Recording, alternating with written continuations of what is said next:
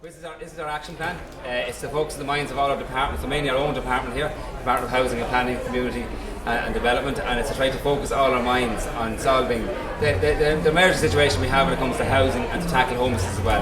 And a major part of that is to deliver 47,000 social houses, but also to get out and rebuilding and to get the private houses back up as well and get stimulate the whole market, because we know we need to get back to the situation of building 25,000 plus houses a year as well. So this is a document that focuses all the minds of government. Its number one priority is to tackle this issue of housing.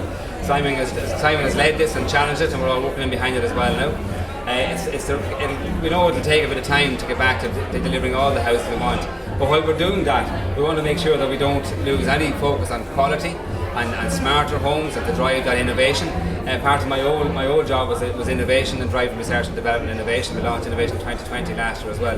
So thankfully in here we also want to drive innovation in housing and to make sure we're focused on housing for those of all abilities and all the people in vulnerable situations as well, and smarter homes.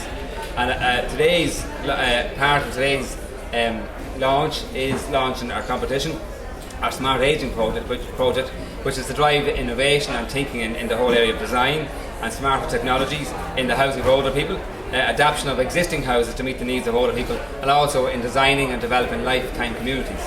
And what we're setting up here is a prize fund of 100,000 to drive that competition, to drive that initiative, drive that an idea, to get everyone thinking and planning ahead, and to put brains together as well and to everyone as well, because it's a very, very important area. The whole providing service for people of an older age, providing housing for them and accommodation for them and their homes. People want to stay in their homes. It's much more affordable for them and for society and for all of us involved with services to keep people in their homes as well. And that's the number one choice. So we want to now try and focus the minds across all departments, but mainly our own and the design, to focus the minds of actually developing the smarter home, the cleverer home that's adaptable, that is lifelong living in it, and that you can say this is a permanent home as well, and that can be easily adjusted. So that's what we're trying to drive here.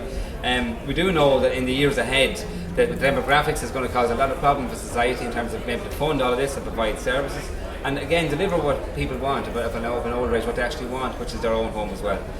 Some of the stats would say that by 2040 we'll have over 1.4 million people be over the age of 65. Over 80 be over a couple of 100,000. So all of us are adding years on as we go along. We're all heading there as well. So it's important that while we're trying to drive an urgency with increased housing supply, but we make sure we have housing for all categories as well, and that's what this is about. So our competition, we have a steering group formed as well.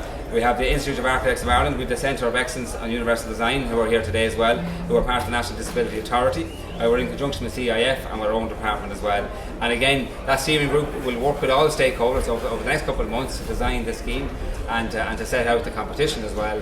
And Secretary General John Helsby will be spending the money in no time. So, but it's about driving the thinking, the innovation to get that best design in your home, in your community, to think of lifelong living and adaptable, and that's what it's all about as well. So it's a challenge, and that's what it's all about. And hopefully people will rise to that challenge and put the best brains at work. I've seen it over the last 2.5 years as Minister of Research and Development, visiting all the various universities, visiting all the county councils, all the different companies who have little departments in every corner of the buildings, thinking of research, driving innovation, driving that thinking. But the best way we're going to get that is through collaboration, and that's what we're trying to do through this initiative, is bring together our steering committee to drive that thinking, that collaboration. And with departments working together like housing and health and social protection, we can solve many problems, and I've no doubt we can have great opportunities in this area as well. So the best luck with everybody, and good luck with the competition. We have a smaller competition today for the best wellies. I'm going to announce that Mary Hawley wins that one. There's not a myself.